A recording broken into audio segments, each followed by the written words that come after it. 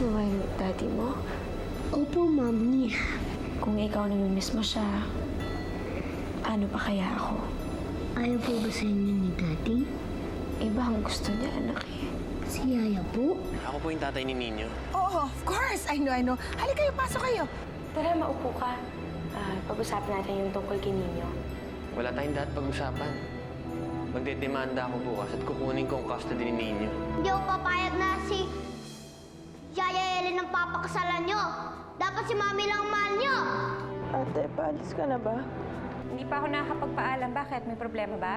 Paalis ako, ate. Sasama na ako sa nobyo ko. Ano? Eto na yung gatas mo. Halika, inumin mo na. Ayoko na at ayoko sa'yo. Lumayas ka na nga. Sumusobra ka na, ha? Nakuha mo ba yon? Apo. Ha? Nakuha mo? Tighter Shopee, Helen.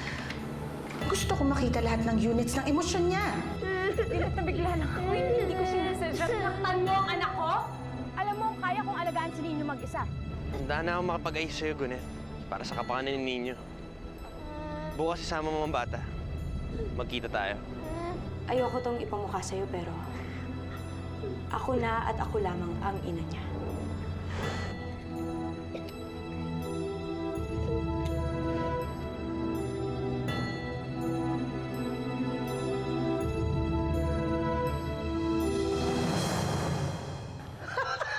This is good TV!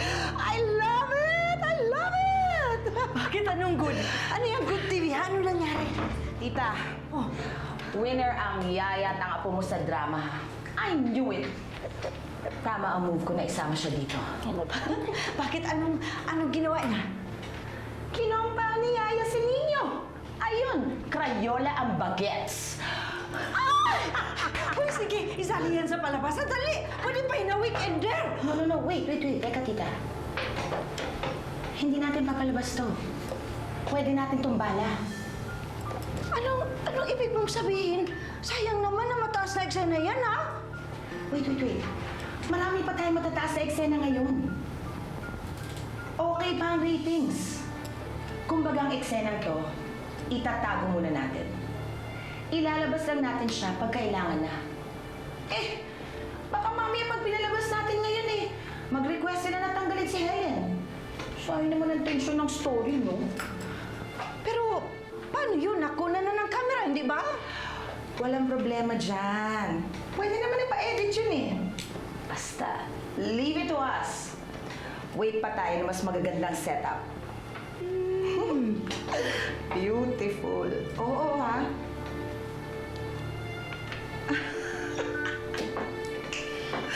Perfect.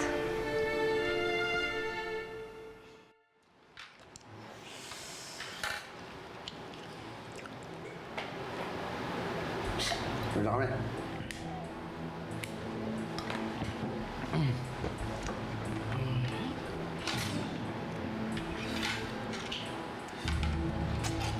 Pagod ka na.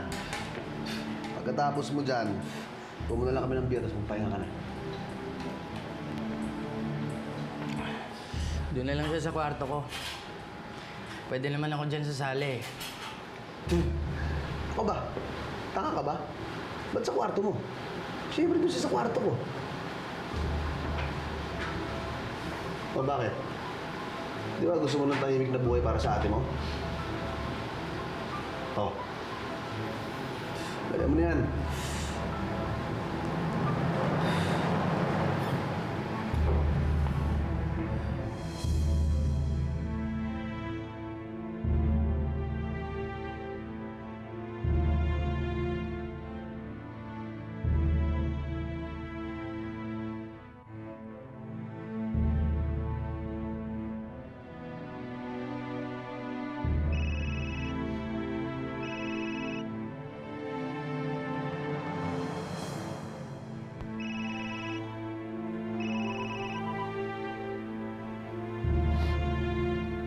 Hello? Helen, ano nangyari sa'yo? Maghapon kitang tinatawagan. Okay ka lang ba? Helen, are you okay? Helen, huwag ka na maglihim sa akin. Alam ko naman ang totoo na masukang kabilang yaya para makasama lang si Ninyo. kailangan gawin yun. Merong ibang paraan. Alam ko, ito lang ang tanging paraan para makasama ko siya. Tsaka makita ko siya. Pero, Dave, hindi ko na alam kung nakakabuti pa ba itong ginagawa ko. Anong ibig mo sabihin? Wala. Kalimutan mo na yung mga sinabi ko. Pagod lang ako. Helen, hindi kita matutulungan kung maglilihim ka sa akin. Saan na lang tayo mag-usap, Dave? Sa ibang oras, sa ibang lugar. Huwag muna ngayon. Gusto ko magpahinga. Helen. Helen.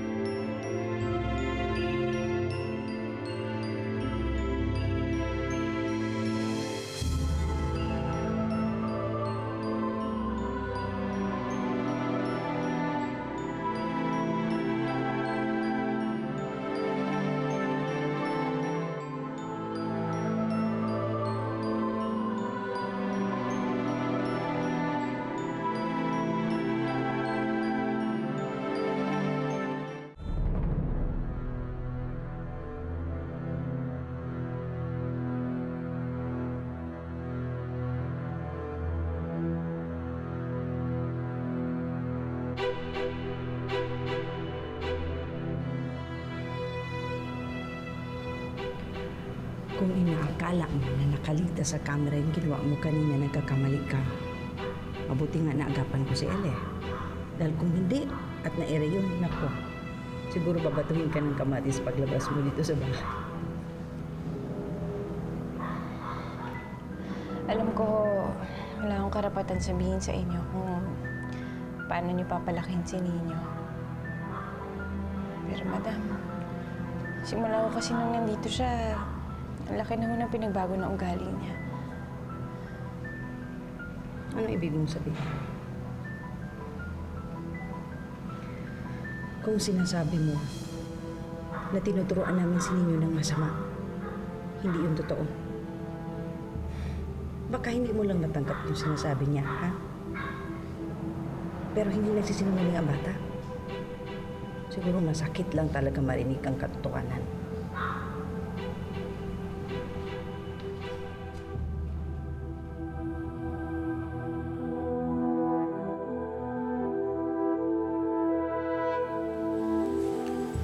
Oh, Dave. Abay, huwag ka magpupuyat, anak. Hindi pa nakakabawi ang katawan mo.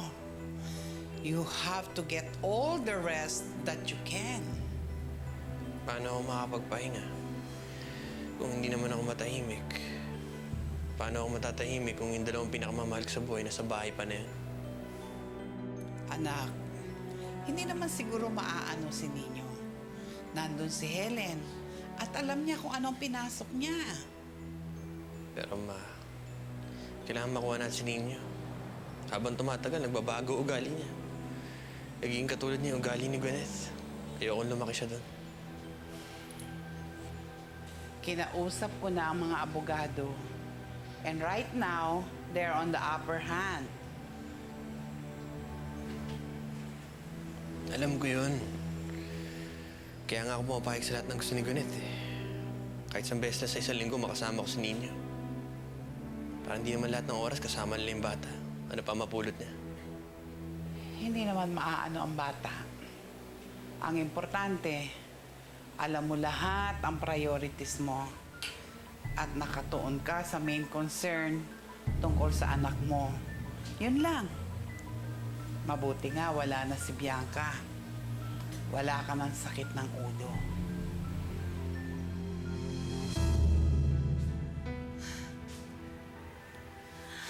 I lost everything.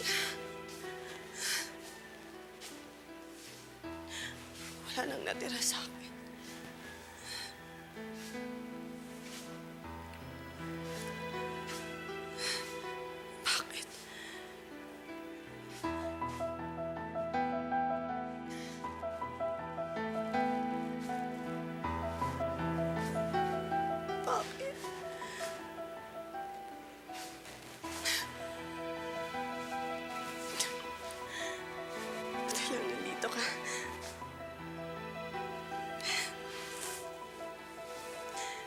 for staying with me.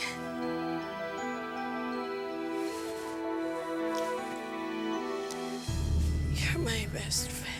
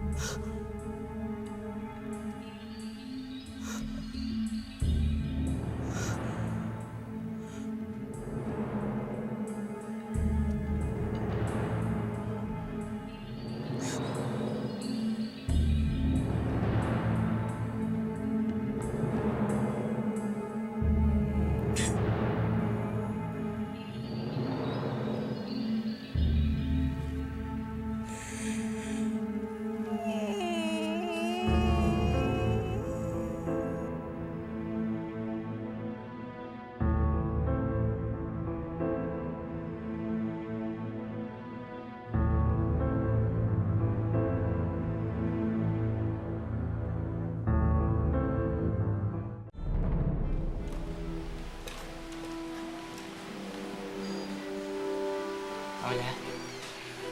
Ako to.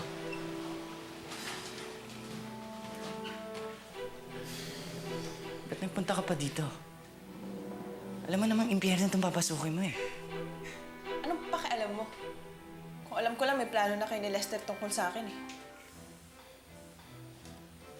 Aminin mo. Pare-pareho lang naman kayo eh. Hindi kami pareho ng bituka ni Lester. Alam mo yan, Paula.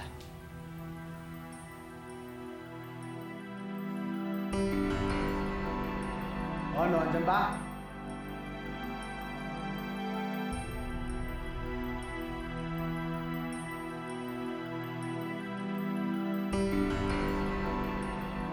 Wala dito, pare. Ano ba ginagawa mo dito? Mamaya mahuli tayo ni Lester eh. Pareho tayong malintikan. Gusto ko lang masigurado na kung okay ka lang. Eh paano kung hindi? May magagawa ka ba?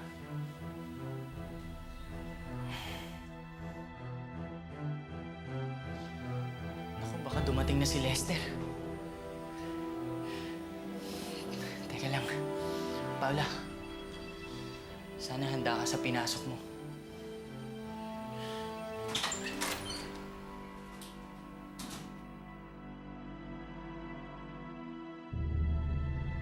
Wala ho bang sinasabi sa si Paula na kaduda-duda? Nakita niyo na buho yung nobyo na sinasabi niya? Ni minsan, wala akong nakitang kasama ni Paula Helen. Ni kaibigan o kabarkada. Sa kanitong mga huling araw, tahimik lang siya. Masama daw ang pakiramdam. Kanina nga bago ako umalis, nakahiga lang. Pero wala naman ako nakitang bagahe.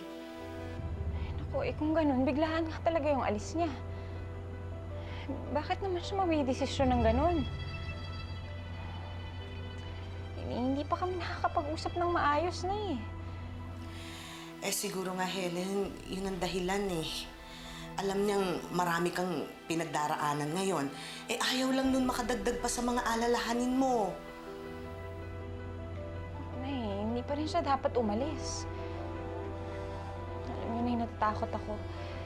Pakiramdam ko, hindi lang yun yung dahilan. Bakit niya ginawa yun eh? Huwag ka nga muna mag-alala. Alamin muna natin kung ano ba talaga. Ang dami-dami mo nang pinoproblema eh. Alam niyo na, kahit gaano para karami ang problema ko, hindi pa rin maaalis ang pag-aalala ko kay Paula. Siya na lang ang natitira kong pamilya. O siya, sige. Para makabawas na dyan sa pag-aalala mo, hahanapin ko siya. Magtatanong ako sa mga taga rito. Baka may nakakaalam kung sino ba talaga ang nobyo niya. Sige po, salamat po, Nay.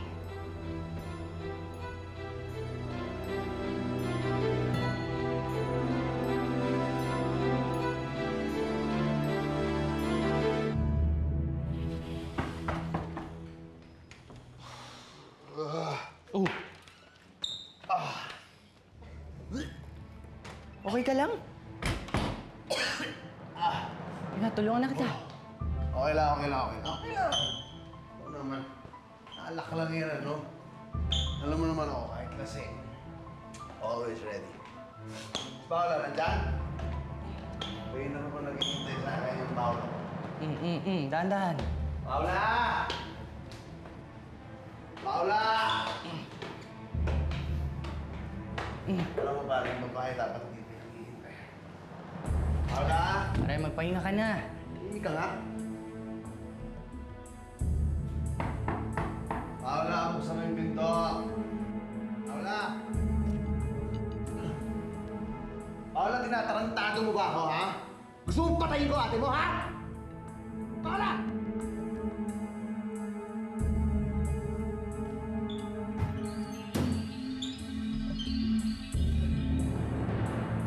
Isa dito!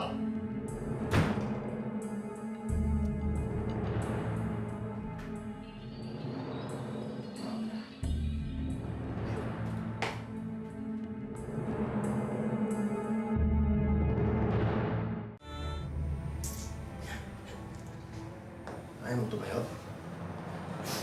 Tayo!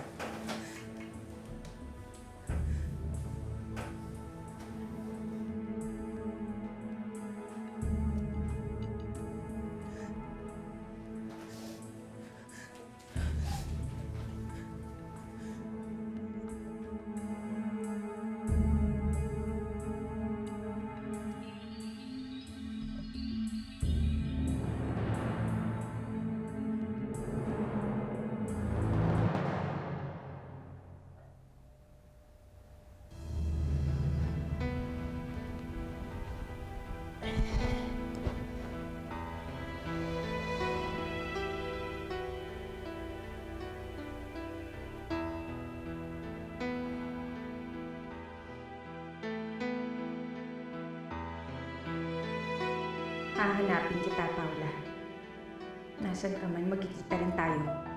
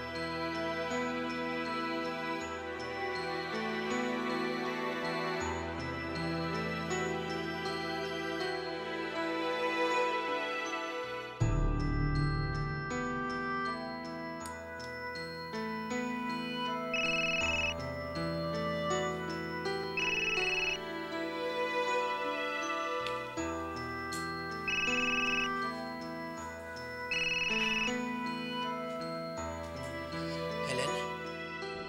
Ouch. Si Gwyneth to. O bakit ka napatawag? Well, gusto ko lang i-confirm yung usapan natin bukas. Pupunta ka dito, hindi ba?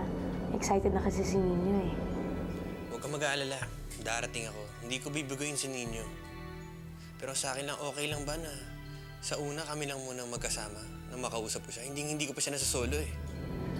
Ayaw mo ba ako makasama? Si Nino lang ang gusto ko.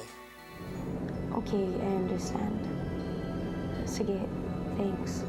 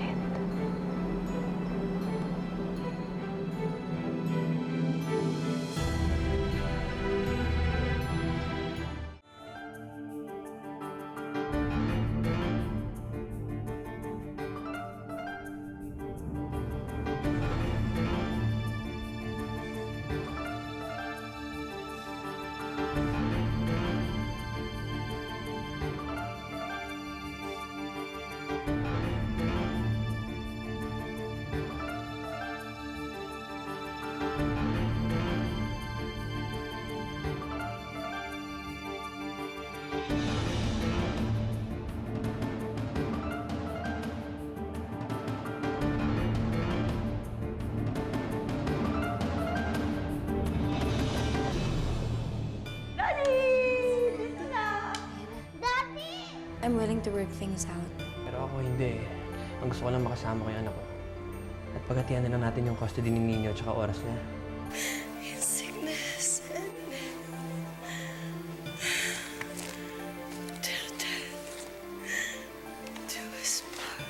Parang kakaiba ka ng konti ngayon eh. Iba yung pag-aasikaso mo sa akin. Okay, wait. Alam ko na. May nakatutok bang camera sa atin? Kung kinukunan niyo ako ng labag sa aking kalooban bukas, na bukas magdidemanda ako. Ano nga bang labang ko sa kanya? Kaya niyang ibigay sa iyo ang lahat. Eh ako, ano kayang kaya kong ibigay sa iyo? Alis kami, ha? Yay! O, game. Mag-ready ka na. Handa mo na yung gamit ng yaya mo. At bakit kailangan pa kasama si Helen? Ako na lang sasama. Ako na lang.